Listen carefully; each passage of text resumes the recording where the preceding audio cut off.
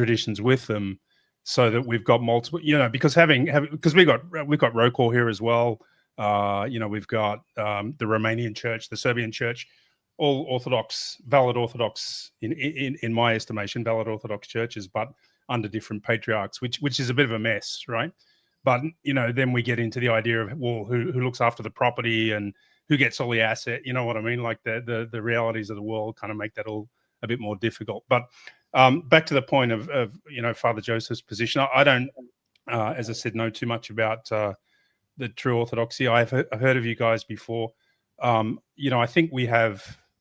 And this might go to your accusation that we're ecumenist, because I would say we do have a lot in common with you, but there are some fundamental differences too on the idea of what's a valid communion and what isn't. And obviously, we're not in communion with the true Orthodox, right? With regards to the calendar, though, that's kind of what I wanted to bring up specifically. Like in Antioch, we use the new calendar for feast days, but the old calendar for Pascha and for Christmas, as an example. So it's a bit of a hybrid. Because the calendar, that's one thing that is a bit confusing. I know what you're talking. You're talking about the revised Julian calendar, which is commonly used because it retains the Paschalian. That's actually due to mass protests and violence in many countries when they tried to switch it over. Because originally, believe it or not, the new calendar was in fact the full Gregorian calendar, and they changed the back to the traditional Paschalian later. Okay, yeah, I'd be interested to look into that. I'm not familiar with the whole history. I mean, and where I was going to try and tie that into as an example, right? I've got family in Japan. Okay. I've been to Orthodox churches in Japan. One of the interesting, what's the right way to put it? I guess pragmatic dispensations that's made for Orthodox in Japan is that they can be cremated, right? Because in Japan, you can't bury people, right, in the ground, right? It's just not done there. I wouldn't go as far to say it's against the law, but it's pretty close, because I know that's actually a dispute among Muslims. Yeah, it might be. I'm not sure is why I wouldn't say it, but I know that the ROCOR has given the Japanese churches a dispensation to do it, right? So there are, I suppose, instances in recent history where the church does alter things for the sake of the realities on the ground, for want of a better way to put it. Well, I mean, if it's illegal for Christians to be buried, I mean, there's not much you can do about that. Well, I think it's illegal for everyone to be buried, right? It's not just Christians. Yeah. So the point is that's kind of a difficulty in and of itself in the state. And so, yeah, I see where you're going with that, right? Because it's certainly not illegal to celebrate feasts. May I make a suggestion for you, Andy? You are, as I said, I highly recommend you check the map, visit a true Orthodox church, and meet I wasn't talking to you, YP, although I'll make the same recommendation for you after. But the point is, there are true Orthodox all over Australia. Get to know them and learn more about what they do and why we're here, and you'll be pleasantly surprised. Yeah, look, I probably won't take your suggestion. I mean, I'm quite firm in my faith and where I'm at. Can I ask you a question? I am open to learning things for sure. Can I ask you a question? Yeah, go for it. You said that you are open to learning things, but you said that you are secure in your faith. So if you are secure in your faith, then you should be able to tell me where I am not Orthodox. My answer to that, and as a layman, would be that if you're not in communion with the other. Okay, that's not a good. That's a garbage answer. Bye. Next. Okay. Sorry, that's a garbage answer. Who you're in communion with was never a real thing until 1960. Just a good try, though. I appreciate it. Yeah, sure. Look, as I said, I'm not a theologian. I mean, I'm a layman in the church, and this is my understanding of how we recognize other Orthodox, right? So we hold common beliefs. That's a brand new way of doing it. That's completely innovative. All right. Well, I'm certainly prepared to look into that. That's why I said go visit a true Orthodox church. Yeah, and again, I'm not against seeing other people, talking to other people, and hearing their views at all. Like, there's no fear that no, they're going to convert me. these kinds of things. Exactly. But so far, I'm not convinced, but it's interesting to see that point of view is out there. It's a modern schism, though, right? Well, it started in 1917, 1920, depending on where you are. Yeah. So it's kind of interesting. I mean, there's always going to be schisms and heresies come up within the church, and not saying personally that you're a bad person or anything, Father. I do not agree with you theologically based on what I've the little understanding of what you said so far. The good news is this. The good news is this, Andy. I don't live in Australia, and neither do all those true Orthodox in Australia. I'm not asking anyone to agree with me. Just visit, do the come and see, find out, and meet other. You'll see they probably agree with you more than your previous parish, because we're just unapologetic Orthodox. Now, people find me personally annoying, and that is okay, because I am not all of true Orthodoxy. I'm one guy of millions. Yeah, okay. No worries. Well, nice having a brief chat with you anyway. I'll let YP continue the conversation, but God bless to everyone on the panel and all the listeners. And God bless you. Yeah, we'll see Thanks you again. for coming, Andy. See you later, man. Have a good one. Hey right. There. Hey, thanks for hey, Father Boniface. Yay. Benedicite. It's good to meet you, John. Yes, you too, YP. I wanted to say, I just saw you in the chat there. I'm glad you decided to come up. I've been very interested in your posts on X. It's been a breath of fresh air in the current discourse, and so I wanted to just make that clear. I appreciate that a lot, and I was actually considering having you on a stream. So I'm glad you're here. I'm glad we got to meet, and hopefully we can make something work out where you and I can chat one-on-one. Yeah. But anyway. The floor is yours, man. All right. Well, first of all, I would like to say that if anybody out there is watching and they're maybe inquiring into Orthodoxy, I will tell you, do not go to a true Orthodox church. Yeah, he's been saying that on Twitter a lot. Go to a canonical Orthodox church, not hard to find. And there's a website maybe I'll bring it up a little later, but so that's my first point. I'm YP, Young Penitent, at Young Penitent on X, and I got a YouTube channel too. And Father Joseph has actually a soft spot in my heart because he reposted one of my videos when I had a few hundred subscribers. I actually have known YP for a while, and I think he's a nice guy. I think he's wrong, but I think he's a great guy otherwise, and he's always had a great beard. And so that's always good.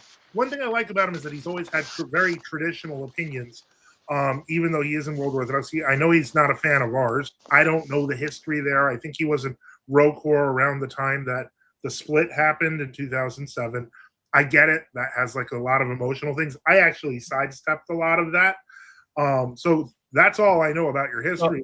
But you have referred to what's his name? I think I mentioned him earlier on Vashon Island. Yeah, that's actually why I decided I wanted to. Yeah, because you call him Grandpa or something, right? Yeah, Abbot Trifon, and Why does he up the Roman Catholics all the time? You're wrong on that, though. I heard you. You were just video. Talking. I can pull up video. He doesn't. A video. Listen. I have been following Abbot Trifon for 20 years. Okay. I read his blog every day. I watch his videos. I go and visit his monastery. Okay. Mm-hmm. I have never read him anything he wrote saying the Pope is a bishop. I never said that. He says that the Catholics and Orthodox are both part of the church. I've never heard him say that. So you just said earlier that he's saying it every time he opens his mouth. I think that's a false statement. Okay, let me put it to you. Every time he talks about the church, okay, I can't even say every time because I don't know how many times he's talked about the church. I will say that at least recorded 5 times on video, which is a substantial number of times, he has said Roman Catholics and Orthodox are one church. There's people in the chat who are pointing it out. I could ask him. I will. Actually, in fact, I will. But I would dispute that. Okay, but I challenge you to do it and ask what his real position is, and you may be disappointed. But let me ask you a question: if he does say they are the one church, what will you do about it? What will I do about it? Well, I can have a disagreement with him. See, well, you have a disagreement with me, and that's fine and civil. But the point is, when we're talking about the boundaries of the church, that's kind of important, don't you think? What canons would Abbott bring up that allows him to say what he's saying? If he's so canonical, what are those canons that he can be ecumenical? Well, you have to ask him. I thought that you would know, since you said Father Joseph is not canonical. I thought that you know yourself something about a few canons. So I'm kind of like shocked by you not knowing. No, I don't know anything about canons. I've never read the majority. You should read it. It's great. Maybe I will. I don't know. I have trouble reading these days. My mind is turned to mush. Why is that? Oh, there are several reasons. I hope my YouTube channel's not one of them. No. Well, your mind is not you say it's mushy, but it's straight enough to call Father Joseph non-canonical. That's okay. I don't get it. I don't get it. I think that if I was in his position, I would call me non-canonical too. So I totally get that.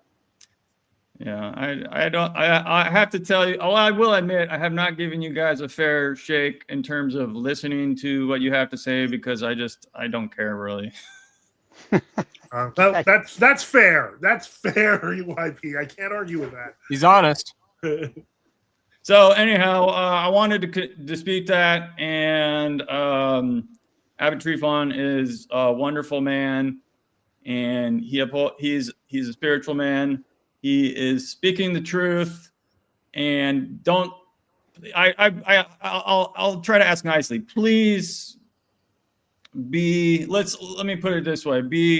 What is the word? Try to be gracious. Try to be charitable towards him. I'm gonna say something, and I hope that you're not offended. But I'm gonna try to be as cool and calm as possible. There was a period where I wasn't really active on Twitter, and I was mostly on Gab. And one of the people that I followed was Abbott Trifon, which I guess he had just basically an auto post thing going on, so on and so forth. And I read a lot of his posts, and because he talked about nice things and stuff like that, I was like, maybe, just maybe, I'm being too rude. And to the point where I was literally Christmas, Orthodox Christmas, maybe it was when I didn't have a bishop a few years ago, and there was 2 years I didn't have a bishop, and I was like, maybe I'll just take the family over to the World Orthodox Church. And I'm not kidding. I kid you not. On my Gab, there was an article by Abbott Trifon written for Christmas, and the entire article was about why the old calendarists are evil. And I was so horrified. I was so horrified by this. And I was like, Abbott Trifon saved my life. This is why you're going after him. This is why. No. He saved my life, because if it wasn't for him being that direct, I wouldn't have ever realized that was kind of his real feelings. He's a soft guy, but he can be pretty nasty. Do you watch him? Do you watch his videos now? Because not regularly. I don't watch his stuff anymore. Well, then how do you know that he's got 5 videos talking about the Pope? Because I've seen excerpts. Because people send them to you. Because this is what all you. No, nobody sent them to me. You guys find who? Nobody sent them to me. How did you find them? Because I would see his channel sometimes, and I would flip through it occasionally. All right.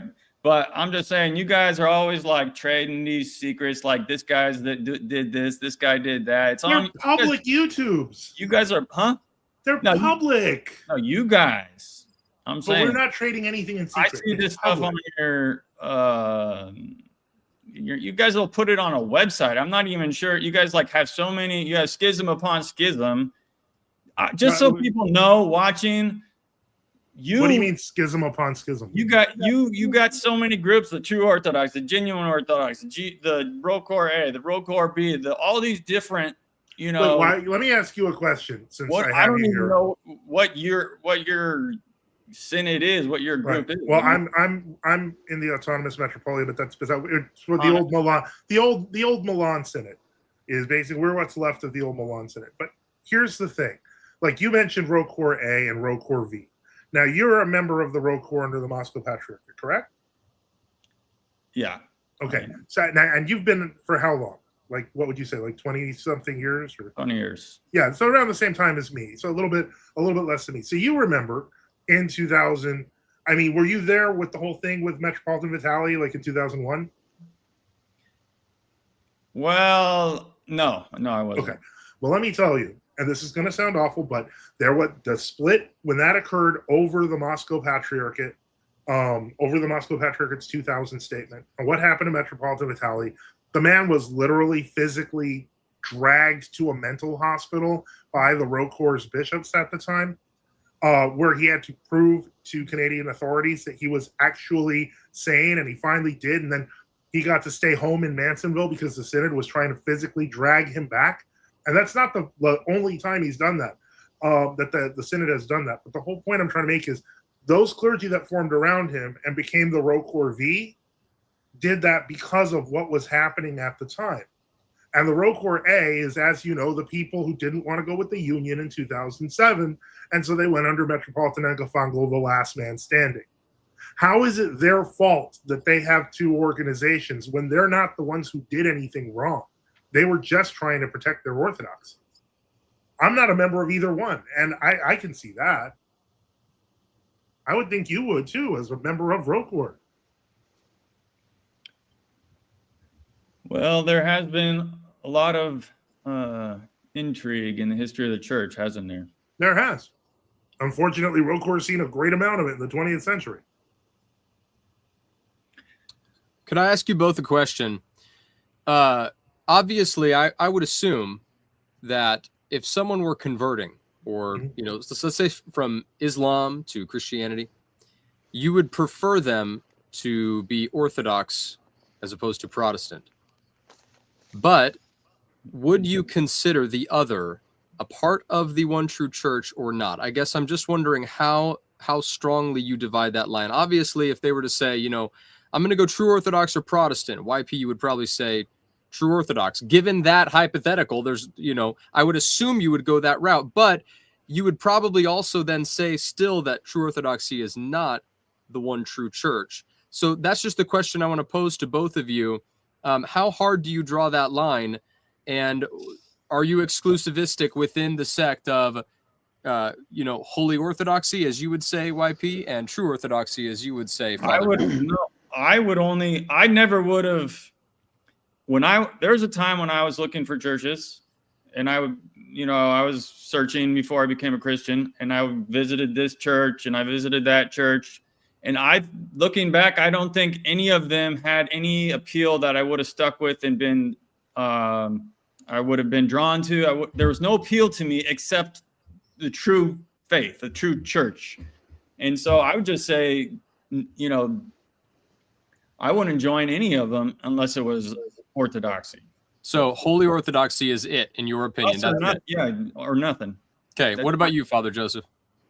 Just to understand the question, what you're asking me is, would I prefer if someone went to World Orthodoxy or if they went to Protestantism? Yes. I mean, I would say that it depends on how they go. And what I mean by that is, like at the basic parish level, like if they don't know any better and there's not much, I mean, most likely prayer-wise, I might say it's better to go with World Orthodoxy. However, there's also the whole elderism and there's the whole hierarchicalism, and frankly, some of it smells a lot like papism.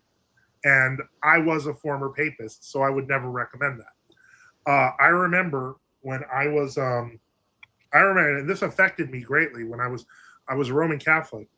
Before my conversion, I'd met a couple in college, and it was a Greek Orthodox girl dating a Protestant guy. And when I asked about this as a Roman Catholic, trying to understand what they thought about the ecumenical movement, as I, at the time, being Roman Catholic, was ecumenical. I believed that all the churches should unite.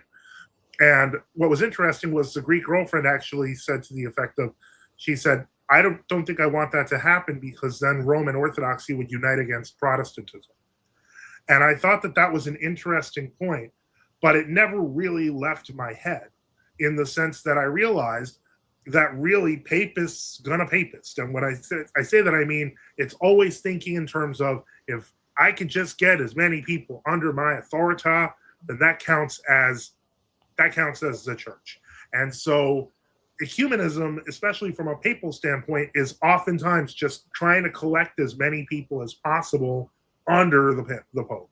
And so I believe that what has been happening in world Orthodoxy has been that consolidation. We have seen it at the patriarchal level with the EP. Doctrinally, they've literally been changing their doctrine to match that of the papacy. And in the Moscow Patriarchate, in terms of territorially, because they've been physically going in and taking over areas. And that's what's happening in Africa, for example. Okay. Hey, John, I got a question for you. Sure. Can you see how the One World Church is being formed? Do you see what Father Joseph was saying about Orthodoxy and Roman Catholicism? Do you see the same kind of movements in Protestantism? You mean as far as ecumenism and being ecumenical? Consolidation, yeah. No, not in You that don't? regard. I think Protestants in general are more ecumenical than you guys are. Lutherans, Baptists, Methodists, Anglicans. Well, maybe not Anglicans, but Baptist, Lutheran, Methodist. They all, for the most part, are very ecumenical. You do have some conservative groups within them. Oh, sure. Well, what's your opinion of the World Council of Churches? What do you mean by that? The World what do you Council know? of Churches. Do Are you you know about the familiar with World that? Council of Churches? No, apparently not. The World Council of Churches is an organization that kind of came from other constituent organizations in the early part of the 20th century. They claim to kind of represent a sort of supra-church movement, which includes delegations. Are they even active? Yes, they are. I never hear anything about it. It's never in the news. Do they have any power? Does anybody listen to them? Who do they represent, Father Joseph? Who do they They represent? claim to represent somewhere around 70% of the Christian world. Across not including- Protestant and Right. Catholic and Orthodox? Well, the Catholics, while they're not members of the WC, have an official delegation in the WCC because they cannot proportionally If John has represent, or never they even would. heard of them. How powerful are they? They must be just ignored. He would have heard of them if they were this big group that was. Well, it's subtle. They're an NGO. I don't know necessarily that they would want to be well known, etc. I mean, they work under the auspices of groups like the UN. If they're a non-governmental organization, they are of still some sort of importance, even if they're not that visible. I think they were. Weren't they more powerful back in the 70s? I mean, Father. Well, sure. I'm not denying that. Back then, it was a little more of a. They were thinking they were going to do something with it, but I just. Well, here's the problem: is that even though the globalist organizations may be changing, the globalist aims are the same.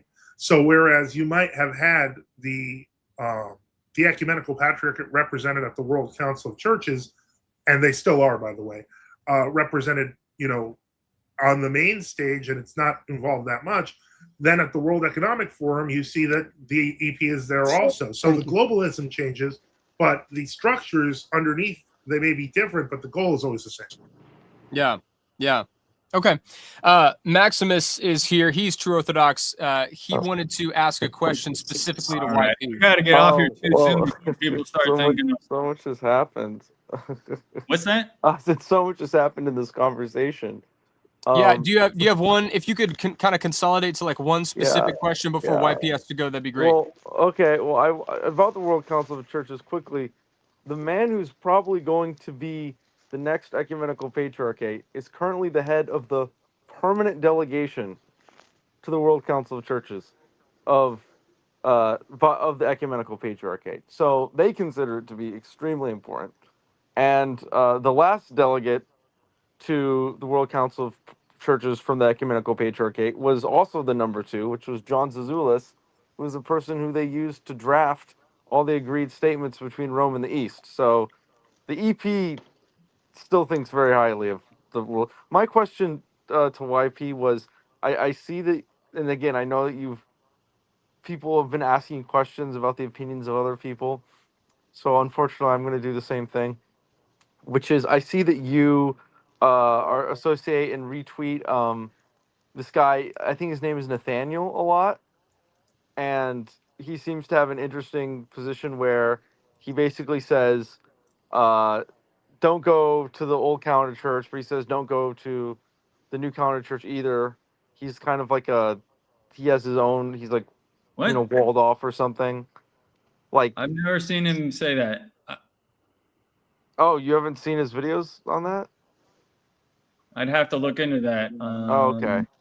From the best that I could understand, if you could send me the video, because from what I understand, first of all, I've retweeted him once. Oh, okay. But I think I thought he was Orthodox. Yeah, I think I don't know. Maybe he's changed his opinions. So again, he's not here, but it seemed like he was saying you should go to these sort of people who don't like the walled off people, that they don't commemorate anyone. They don't, okay. that was the yeah. But if you don't, if you don't know, you don't know. So yeah, that was my only question. I saw something about him, being associated with non-commemorators, but he's a layman. Mm-hmm. So to be considered a non-commemorator, you actually have to be a clergy. Mm-hmm. A layman can't be a non-commemorator. So you can't really consider Nathaniel a non-commemorator. Mm-hmm. From what I understand, non-commemorators, they're from, I guess, I mean, like I said, I don't read canons. I try to do basic spiritual practice, Jesus prayer, go to church, say my prayers. I'm not reading canons. It's not really my job. But from what I've been told, it is a canonical position to hold that to cease commemorating, but you'd have to be you'd have to have true judgment in that case. Like if you're going to just make a decision about someone else, you're judging someone else at that point, Oh, 100%. Yeah. So you'd have to be pretty sure of I'd hope you were, I'd hope you had some sort of, revelation from God or something like that, or spiritual vision to know what is true in those senses. Mm-hmm. Yeah.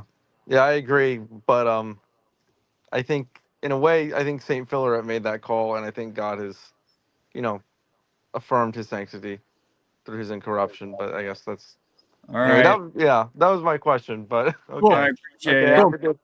Thank you, Maximus. So thanks for having me on, man. I'm gonna check out. Peace. All right, thanks, man. Talk to you soon. Peace. All right, I'm gonna bring John, up. Did you get my question? Did you? I don't remember your answer to it about the World Council. I wasn't aware. I wasn't aware of the group that you were talking about, and so I guess I didn't have an answer because I was not even aware of this this group of leaders. They were formed in like 1948. Father Joseph, there was there's a League of Nations, but there's the churches were trying to get together. But in 1948, they constituted themselves as the world was coalescing into one new world order. And the churches got together, Protestant and Rome, basically, and the Orthodox now are all kind of coming together. And the point that I'm trying to do is kind of create connections to see that the Orthodox Church and the Roman Church are getting together and familiarizing their doctrines with one another, but it's also with the Protestants, and that it is a thick issue in the Protestant world. I mean, I was ordained in the Bible Presbyterian Church with Carl McIntyre. Carl McIntyre was an ardent anti-communist and against the World Council churches big time, because being a Presbyterian, he was against the ecumenical movement per se, which is kind of interesting, but it is what it was. And so anyway, but this spirit has infected the world of Protestantism also, and I highly suggest you look into the history of the World Council of Churches. It is a huge body. So okay. I'm just saying that these same forces are at work in the Protestant world also. Enough said. Sure. Yeah. I appreciate that. I will look into that. I have not heard of it, but I will definitely look into that. Hey, Neuro Jack, I wanted to bring you in here. Can you hear us?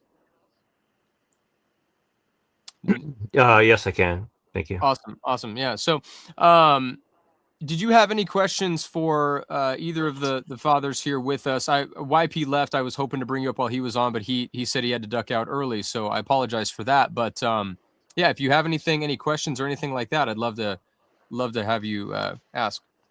Yeah, thank you. And God bless everybody. I appreciate everybody being here. You know, I've talked to Sweden and Boniface and some people in the chat as well. I'm sure that my presence here will be greatly lamented, but I do come in relative peace because I have a very ecumenical statement for people. And I like to start by reading Paul. This is the ESV version of the New Testament. And this quote says from Paul, "But I, brothers, could not address you as spiritual people, but as people of the flesh." Uh-oh. Jack, we lost you. Jack, you there? He's on mute. He's out. Fell off. He fell off. Fist of Nicaea. This guy is an EO.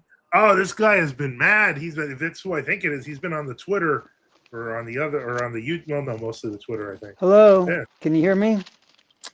Yeah, we got you, man. Okay. Go for it. You have something to say to these guys? Yeah, John, thanks for opening up the space.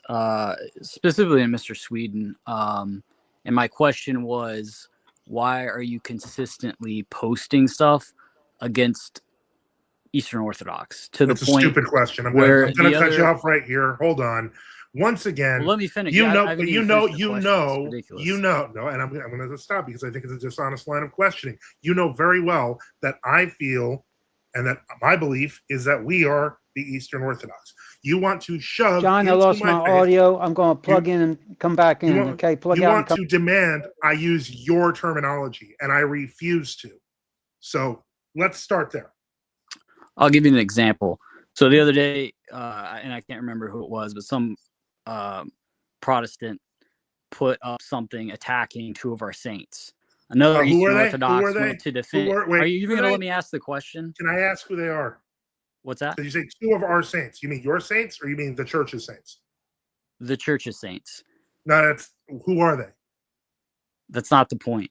Paisios and Porphyrios. Am I right? No, I don't think that was correct. Okay, then. Oh, I was right on one, maybe not the other. So two of the saints. There's two. When were they made? They were. Let me get out the question. So this person was defending two of our saints, and you started attacking them. Poisoned question. If I don't believe they're saints, I'm gonna attack. No, that wasn't what you said.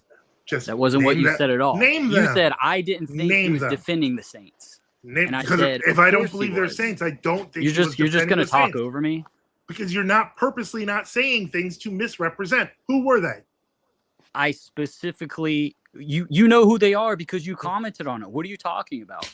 That's not even the question at hand. The question at hand is why you chose to attack that person, not because you don't believe they're saints, but because you thought, oh, well, this guy isn't defending them when he clearly was. Wait a second. In every single instance I see you, you're attacking Orthodoxy. Okay, wait a second. Why do you hold on. I'm not attacking Orthodoxy. I remember what you're talking about now.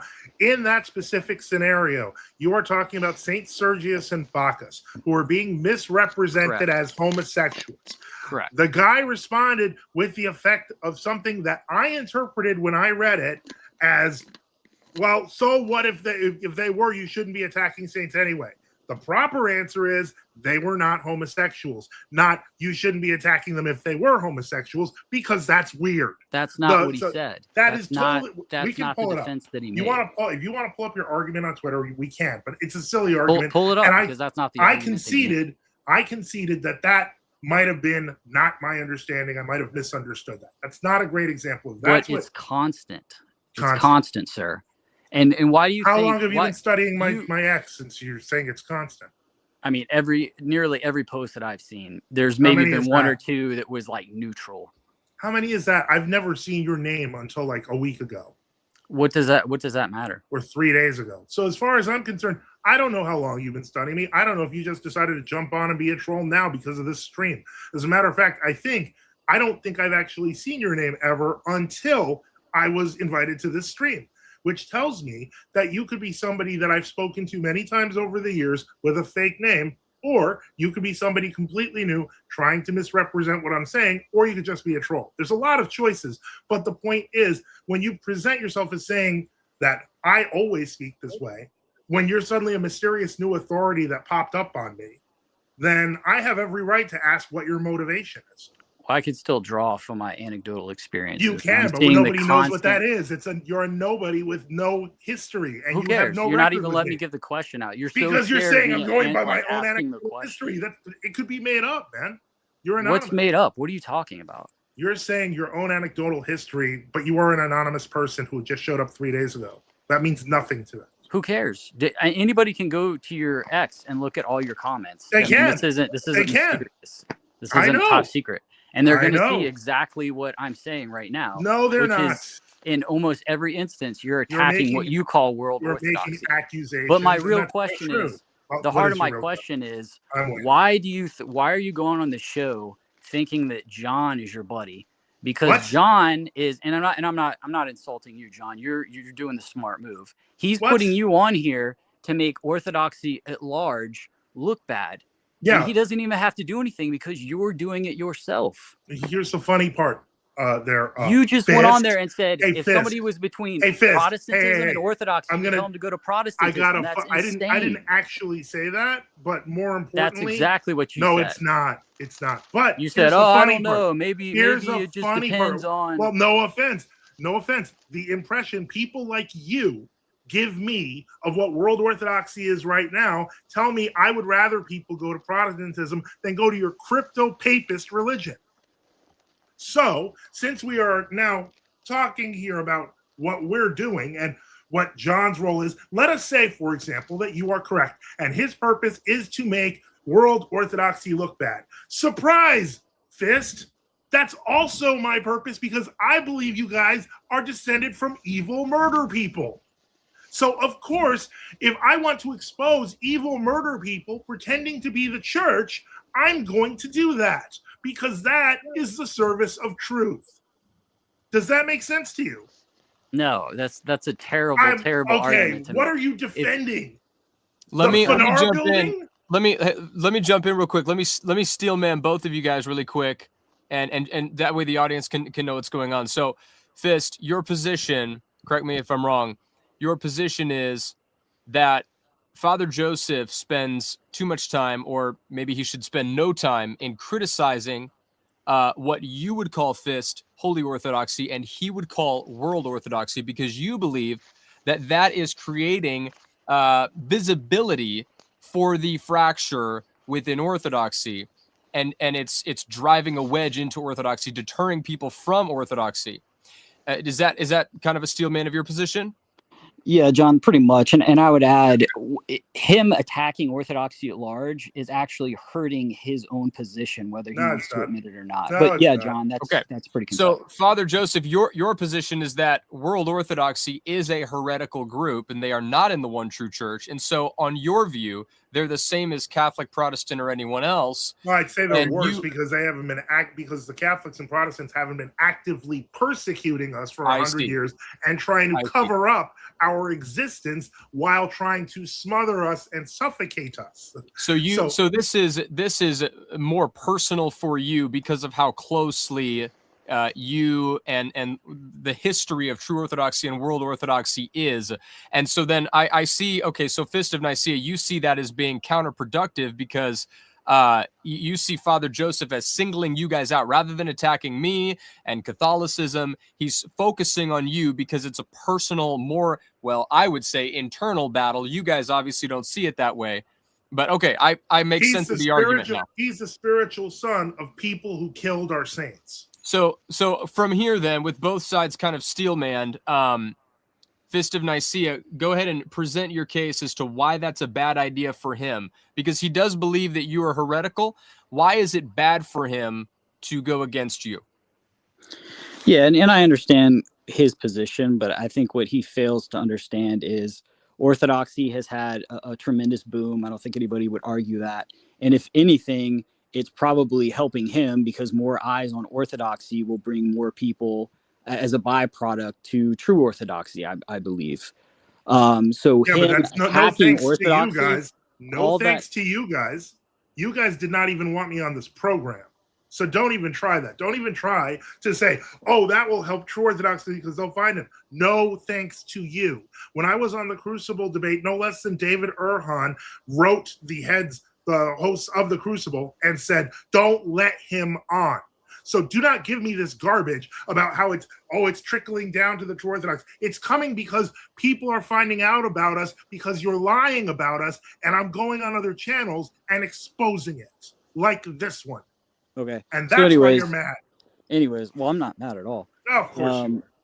No. Even your name is mad. It's all made up. Come on, man. My name is mad? What are you talking about? Your name, Fist of Nicaea, like, oh, I'm St. Nicholas slapping Arius. It's all made up, dude. You made that up a week ago or less. I'm not St. Nicholas slapping. I don't even know what you're talking about. That's okay, buddy. Fist, anyways, go ahead. Finish your point. Go ahead, John. I was going to say, do you think that streams like this are hurting Holy Orthodoxy, or are they boosting true Orthodoxy? Which one, or both? But what I'm asking is, which one is the most frustrating to you? I think they're hurting both. I think if you had true Orthodoxy coming out talking about their position, I don't think there would be a big deal with that. But that's not what he's doing. He's coming out and constantly attacking Holy Orthodoxy. And I'm not. It's not Holy doing Orthodoxy. anything good for him. I'm nor not. is it good for I'm us, not because attacking all the Holy detractors. Orthodoxy. Well, Can you just let me speak, sir? I mean, come on. Yeah. Well, no, if you're going to say I look, attack Holy Orthodoxy, I'm a priest of Holy Orthodoxy Anonymous. So don't tell me what I'm attacking. There's a category difference there. Obviously, what Fist means by Holy Orthodoxy to you, Father, would be World Slimy Orthodoxy. ecumenist. Yes, I know. So I ahead. would. Could I interject here? Something that John, the Apostle John, in his third epistle says, "I have no greater joy than to hear that my children walk in truth." And so we have a standard of truth, and we're upholding it. The true Orthodox are upholding it, and I'm sorry that other people envy that and malign it and are embarrassed by it. But that's the way it is. Truth is beautiful, it's wonderful, and we're presenting it, and we're calling people to turn to it and have the life of Christ and avoid judgment. If that's your position, sir, and that's what you're asserting, that's fine. But that's not what this gentleman is doing. He's constantly attacking Orthodoxy. And my point is that it's actually hurting him, because when he attacks Orthodoxy at large and there's this big dust up, it allows detractors to see, like, oh, look, Orthodoxy, they're obviously not. Which Orthodox church? I've already seen it in the comments. And he doesn't understand. And that's why when people say which Orthodox church, I say go to our map. The truth is is honorable and will shine forward, which is what we are doing with Father Joseph and myself. The truth stands on it for itself. Jesus said, "I'm the way, the truth, and the life," and you guys are false and leading souls astray. And so, therefore, that's the way truth works. It exposes darkness. Yeah, well, I don't think constantly slandering people is how you get to truth, sir. Who are we slandering? What's that? Who are we slandering? Well, just the other day you said that I would, if I could, have you all thrown in jail, which is completely erroneous. I said that people have said that to us. Which people have said No. I said, why would you think that I'm going to throw you in jail? Because other people have said that to us. You said, yes, you would. Okay, and I said, great. I wouldn't throw people in jail. That's ridiculous. I don't know that and I'll be honest with you, I don't know that I believe you. I think that if you had state authority, you would probably throw us in jail. Why would I throw you in jail? Because of the fact that is what your leaders suggest and have suggested for decades. No, I wouldn't throw anybody in jail. One of our most Why are you under bishops who would throw people in jail? Gabriel of Georgia was tortured by communists, beaten brutally. Why do you think that I would do the same thing and throw other people in jail over that? Well, again, you do realize that other people like Elder Gabriel who didn't listen to Patriarch Leah did get thrown in jail? Like, I don't know if you were aware of that. He was Certainly, not the certainly, only one of the. there were bad things that happened, and that's the course of history. Wait, okay, here's the thing. Elder Gabriel was anti-Stalinist and was anti-ecumenist. He accepted a house from Patriarch Leah, and frankly, that might have been the only good thing Patriarch Leah did in a long time besides pulling out of the World Council of Churches.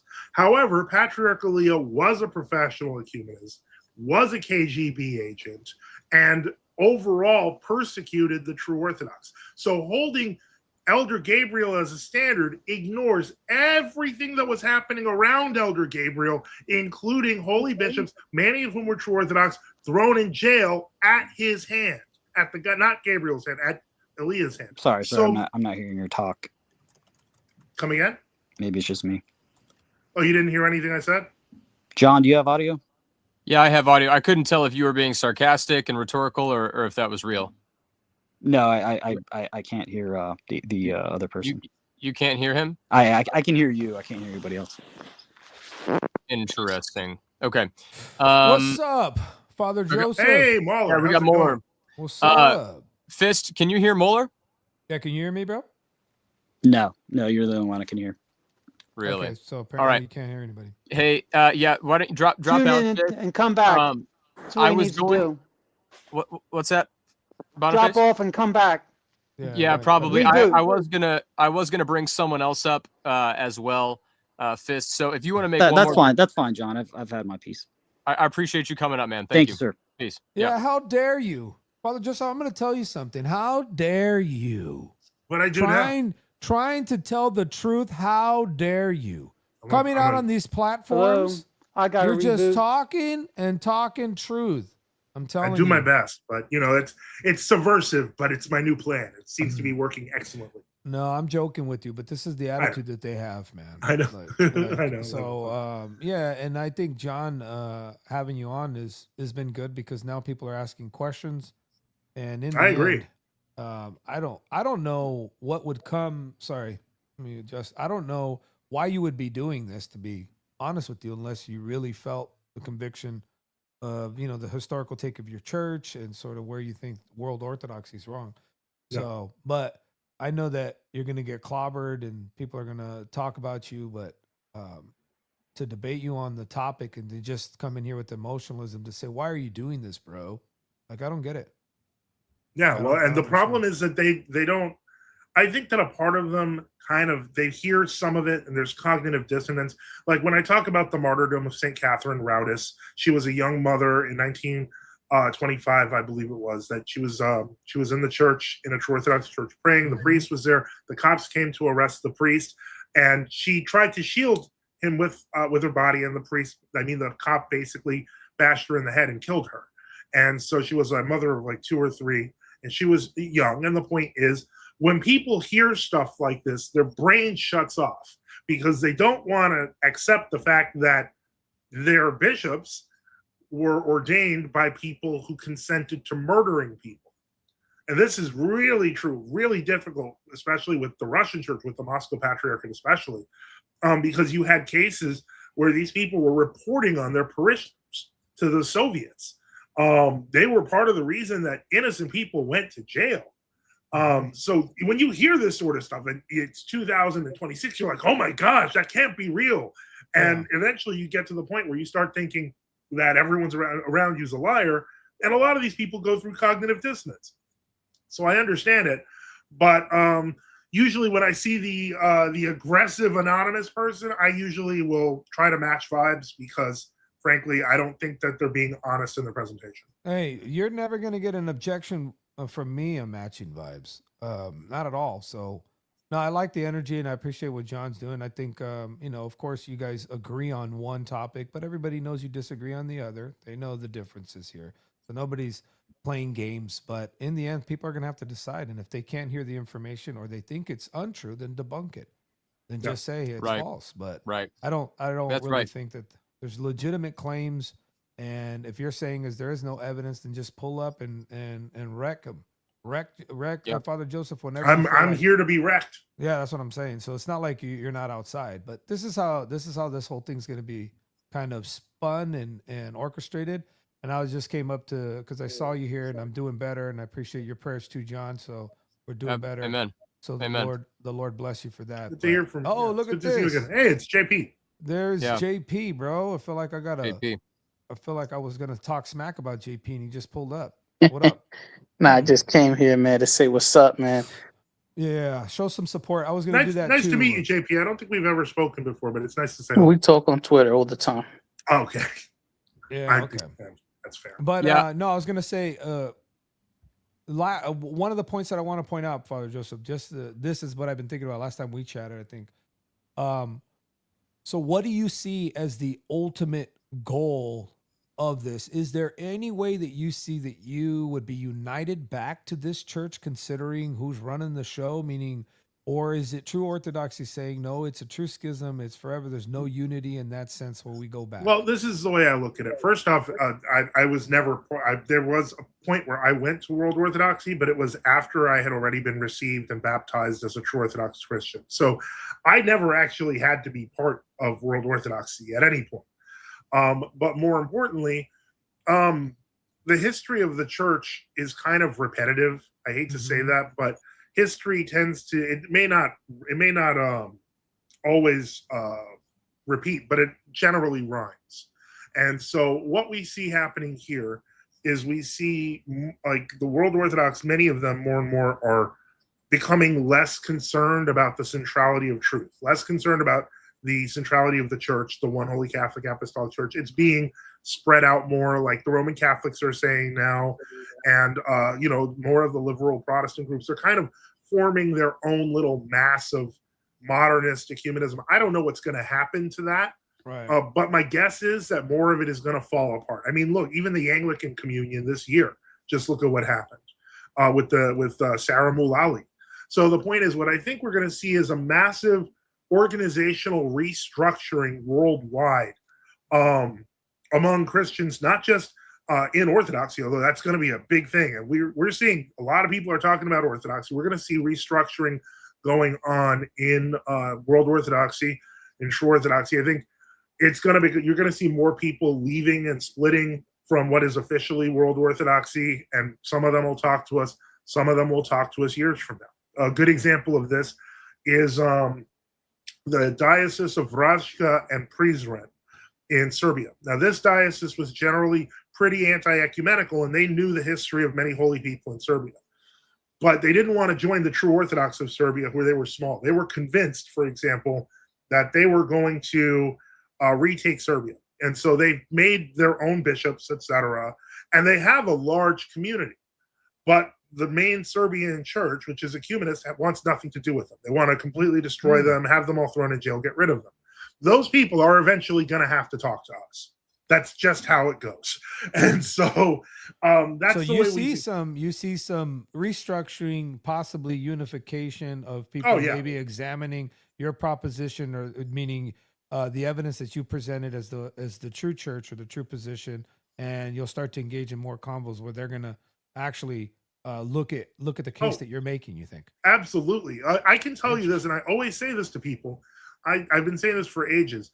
It may look chaotic now, but you should have seen it 20 years ago. I was going to ask, how has it improved? But in 20 years, 70% of the True Orthodox world is in communion with other True Orthodox around the world. So even myself, 20 years ago, I could commune at my churches in this country and at the churches that the Milan Synod had in a few places.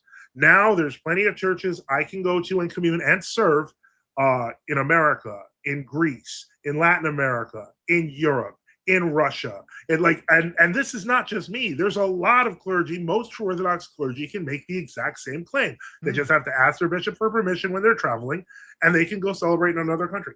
20 years ago, that would have been impossible to envision. So then But you here would we pull are. up and they would essentially say, no, get out of here. You can't. Yeah, because nobody was in communion with each other. They were all like, we Can I can't ask trust the you. father a question? Yeah, sure. So, what can you tell me about Father Seraphim? Was he like a prophetic figure in your circle? Like, what was he? Was he like the Malcolm X of Orthodoxy? Like, what was he? He was definitely not the Malcolm X of Orthodoxy, but he was definitely, he had a movement, but it's not like what how worldly movements form. Because was it like, sorry to cut you off, but just because I went home, was this like a prophetic? Like, was he like a prophet to you guys? Because I know he's a very powerful guy. Because I've read of him, I heard of him. Yeah. So is he like a prophet to you guys? Like, was he like one of those like chosen, called people? Like, how do you see him? Well, I think that that's going to be how a lot of Americans would describe him. Father Seraphim was originally, he was part of the Beatnik movement and then eventually went into Eastern religions. But when he got called into Orthodoxy, he truly got spiritually called. And he abandoned everything to follow Jesus Christ. So that he literally became a monk. So that he took the words of the gospel straight to heart and moved into the middle of nowhere.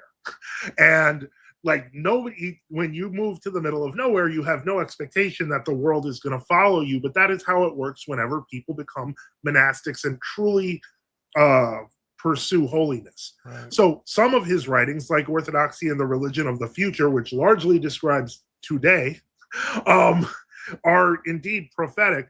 But his he's probably well known for not only his asceticism, but making the difficulty, because when you read the lives of the saints, now, Father Joseph, one question to add to that, and obviously because that's very good.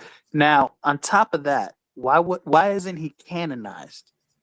Among the true Orthodox, there are actually the largest true Orthodox synod did canonize him. So that's part of the reason. They canonized him about a month ago, right? They glorified him.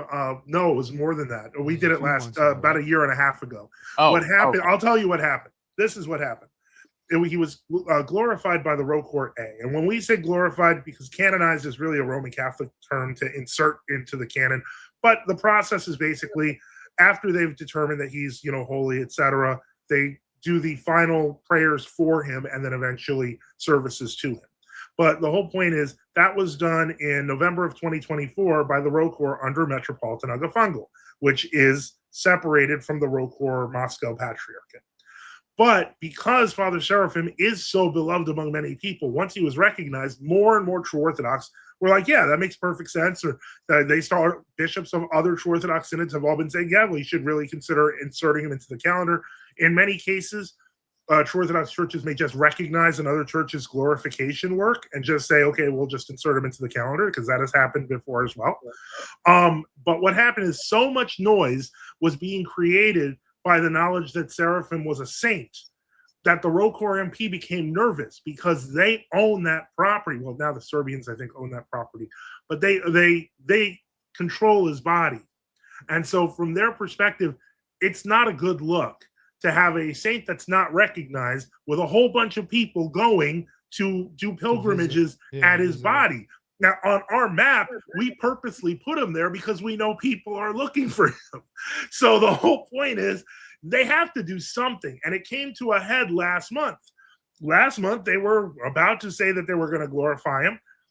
That got reported or leaked. And then they immediately said, oh, no, we didn't say that we were going to glorify him. He's on the path, because they want to keep the momentum going where people are going there, but they don't want them to realize that there has been a split, and they don't want them to realize that St. Seraphim was pro-true Orthodox, and that his early writings even say that, and they changed them after he died. So that's part of the... So there's literally documented evidence of them changing his... trying to change his quotes and his stance? Oh, yeah, they did. Yeah, that's you can look at the different editions. Really? Yep. That would be an interesting topic right there. Oh yeah, I would ask Brian on X. There's a lot of people who know any literature I could read of this guy that you would recommend? Probably his life. I'd say Father Seraphim Rose's life and works. The original one was pretty good. Not of This World is also pretty good, but you have to realize that these are written by biographers with their own political stances. Okay. So that's, but the basic facts are correct. Yeah. I don't mean to jump in here, but my suggestion would be to read Father Seraphim himself. Read his books. That's the best suggestion. So, anyways, fellas, I'm gonna hop off. So it's good seeing you again, Mahler. Good seeing you, brother. I'll DM you on X, and then John will stay in touch. I'll hit you guys up. Appreciate it. God bless you guys. Thanks for coming on, Muller. Peace. Stacky, did you have something you wanted to ask Father Joseph? Yeah, I had a pretty straightforward question. Sure. If are we? Yeah. So, JC, I wanted to say thank you too. I do appreciate, through all this over the last several weeks, it does seem like you're trying to, seemingly anyway, give everybody a fair shake. So I appreciate that. Yeah, I want to present the arguments in their best form, and people can see which ones stack up and which ones don't. Well, real quick, Father. Anyway, so I had a pretty straightforward. Well, let me get out of here, Father. Thank you for. No problem. God bless you, JP. Thank you for answering my question, Father. Take care. Yeah, Thanks for coming, JP. This is Stacky. Oh, hi, Stacky. So you and I had a very brief conversation on X yesterday, and I know that you thought that I was. You'd mentioned that you thought that I was coming bad faith. Was that the? Are you the map guy? I'm the map guy, and I want to be. I want to be honest. I'm genuinely curious here, because I do feel in some sense that we're making a mountain out of a molehill out of the true orthodoxy thing here. Mountain out of a molehill. You say, "Hey, Reader John." Yeah. Welcome. Father bless. You did say that you would be able to. You made the claim that there are. I mean, can you say again? 10 to 15% of the number of Eastern Orthodox Christians in the world are true Orthodox. Yeah, I would say that that's pretty accurate. And I would also say that, unfortunately, those numbers are fluid all around. They're not very accurate, whether you're talking about World Orthodox or True Orthodoxy. So, sure, I did want to press you on that a little bit, though, because that seems to me to be a pretty big claim as somebody who's I've been in the church for several years now. I was discerning for some years before that, and my only exposure to True Orthodoxy has been on X. Okay. Where are you? Can you give me an idea of your region? I mean, I'm in the States. I'd rather not, get too. Well, the only reason I ask is because in all major population centers where there are World Orthodox, there's usually a lot of True Orthodox. So if you're living in a major population center, they're around you. You just may not have noticed them. Well, I mean, I don't know, man. I find that hard to believe. I'm just being honest with you. What am I supposed to do with that? Well, you did say that you could substantiate the 10 to 15% claim on Thursday. Are you able to substantiate that? Yeah. Okay. So if we're gonna go by the substantiation, that's fair. I remember you asking, and that is a fair question. In the case of the Church of Greece, there was a 1950. There was a 1950 census that was done where I believe they said that there were 1 million True Orthodox, those who were affiliated with the old calendarists. At that time, Greece was 8 million. And so that actually comes out to roughly 12% of the population since then. And this is, again, anecdotal, but True Orthodox tend to have larger families than World Orthodox do. So that is why the 10 to 15% is absolutely accurate in Greece. There are other anecdotal stories that I can give you where, for example, even like Metropolitan Hilarion Alfiev mentioned in an interview that when he went to Athens to meet the Archbishop of Athens, his Uber driver tried to take him to the True Orthodox bishop.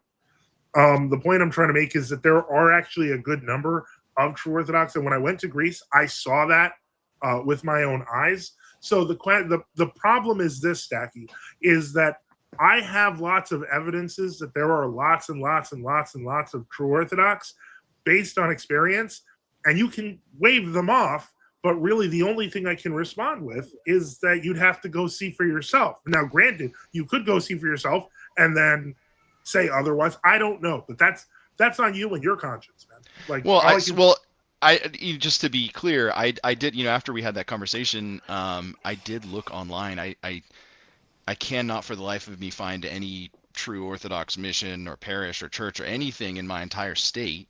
That's possible. There are a number of states that don't have True Orthodox mission. Sure. And the part of the conversation that you and I had was, I looked at that map that you sent me, and I randomly looked at 3 of them, and 2 of the churches that were on there just do not exist. You see, I've heard this already. One of you originally said 3 of the churches did not exist. I went and found the physical evidence and street address of those churches and said it would be wasting my time to do the other 2. Now, if you haven't bothered to do the research for the other 2, that does not mean 2 don't exist. It simply means that I haven't done the research for them for you. Well, no, but I'm telling you that I did do the research. I did. Well, one of them on the first one, because 1 out of 3 you missed. Maybe I'll grant you that, right? But I did do a lot more in-depth research after you had pointed out the other one, but I'm looking on Google Maps, on Street View, I'm searching. I mean, there's nothing. And you're telling people to go. Do you want me to do it again? Sure. Let's look up All the right, one let's St. Clair go Orthodox Church in Morning Glory, Texas, I believe. Give me a second. Hold on. While you do that, Father, I want to let NeuroJack. He had connection issues. I want to let him back on real quick because he wanted to read a scripture verse, I believe, for us, and so No problem. I'm gonna let him do that while you're searching this up. Yeah, sure. Go ahead, NeuroJack. Yeah, thank you for having me up. Again, I have a very welcome back. Thank you. Yeah, I have a very brief couple excerpts I want to read, and then a brief statement, if you don't mind. So, go ahead. Yeah. So the two quotes I want to read. First one's from Paul, and it reads, "Do not think that I have come to bring peace to the earth." Oh, sorry. This is actually Jesus. I'll read this one first. It says, Jesus said, "Do not think that I have come to bring peace to the earth. I have not come to bring peace, but a sword. For I have come to set man against his father, and a daughter against her mother, and a daughter-in-law against her mother-in-law. And a person's enemies will be of his own household." And also want to read this quote from Paul from the Corinthians. "But I, brothers, could not address you as spiritual people, but as people of the flesh, as infants in Christ. I fed you milk, not solid food, for you are not ready for it. And even now you are not ready, for you are still of the flesh. For while there is jealousy and strife among you, are you not the flesh and behaving only in a human way?"